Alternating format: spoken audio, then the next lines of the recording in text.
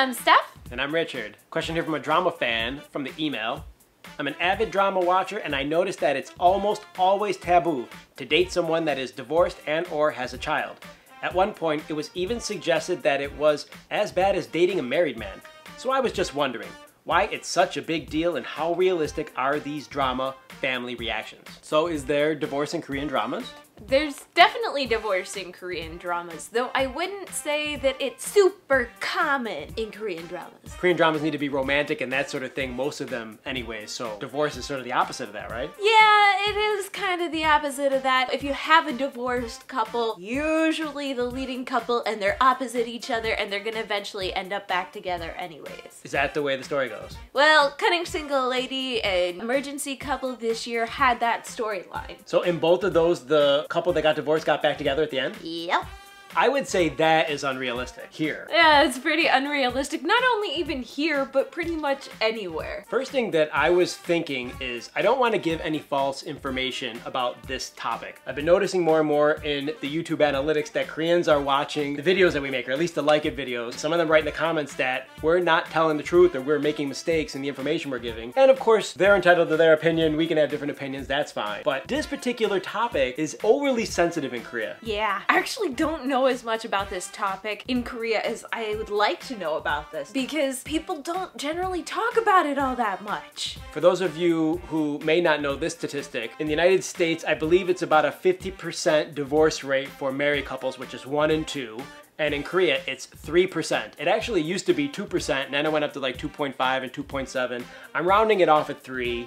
It might be less than 3%, but that number is small. Like, that's a small, very few couples are getting divorced. The ones that do get divorced, they don't really talk about it. Here, the children never talk about it with anyone unless they're really close to someone, and then they might just say, well, yeah, my parents are divorced, and then that would be it. They wouldn't divulge details. I think it depends. I mean, for me, I've actually had several students whenever I taught at the college level who came up to me and talked to me about that or wrote it in their papers. It was a little bit more of a relaxed environment and people were a little bit more open, but I think there was... Yeah, but they were writing it to you on a paper, so they were telling one person and they weren't even actually face-to-face telling you, right? There was also the scenario that they had formed such tight bonds within their department and there were so many, like they had all their classes together, they became such good friends that a lot of people actually were able to talk about it. Right, but the details of what happened between mom and dad, that's what I'm saying, isn't divulged. No. The details, no. They'll say that their parents are divorced, but they won't talk about the details. Yeah, I know more about this topic from my students than from anything. Yeah. Like, not from watching Korean dramas and not from reading the paper. It's the people that I interact with, and I interact with students the most. I would say every semester I've received one paper where a student has written that they have divorced parents. And they don't go into it. Even reading that one particular paper, I'm not necessarily surprised, but I'm always like, who is that person? Because I'm sure that their experience in Korea is a lot different than some of my friends who have divorced parents in the United States or anyone who has divorced parents in the US because of the sensitivity and the secrecy of the topic. You teach at an upper level, upper tier school. It's one of the top 10 in the country. And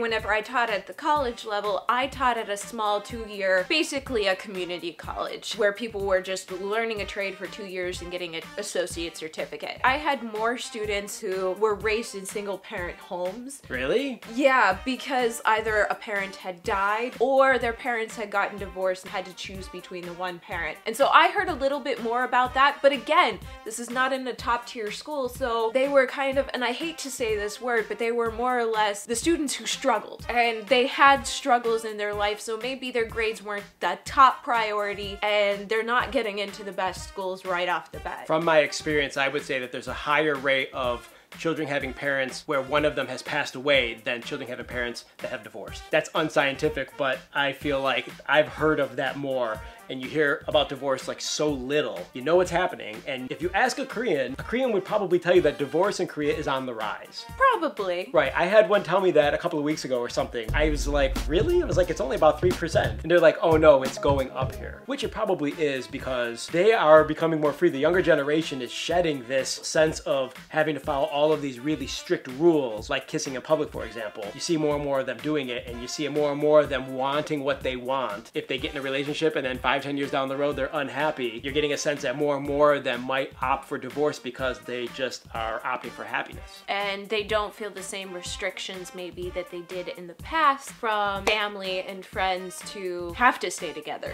Not too long ago I was talking with an acquaintance about this, and they mentioned that their parents were divorced, and so I inquired a little bit further to find out, what was the circumstances under which the parents separated. They said that they never asked their mother or their father what happened. Because it happened when they were 14 and now they're in their late 20s, so it was over 10 years ago, now they feel like it's too late to talk about it. They don't want to open up that can of sardines. Can of sardines. It's sort of burning them inside at this point that they've never been able to talk about it. And I think that's a sore spot that might never be healed. There is a whole idea of you don't talk about problems. You kind of just swallow it, yeah. I guess. And this is something that I've just observed and I've heard here and there. Talk to people in cultural classes. I'm not saying this without any sort of basis. And I guess what I was trying to say before is the difference between here and there is there's such an openness where we come from. Asking mom and dad what happened, or actually knowing what happened because you were right there when maybe they were fighting or maybe when problems were happening before the divorce actually happened. You would know the answer to these questions, whereas here, things aren't talked about nearly as much in certain categories, one being divorce per se. Problems end up being unresolved and left to linger. The suggestion in the question is, would dating someone who has had a divorce be as bad as dating a married man? I don't know about that, but I do know that because somebody has already been married, a lot of times in dramas, it's this idea that they're faulty because it didn't work the first time out. If it's a woman who's gotten divorced,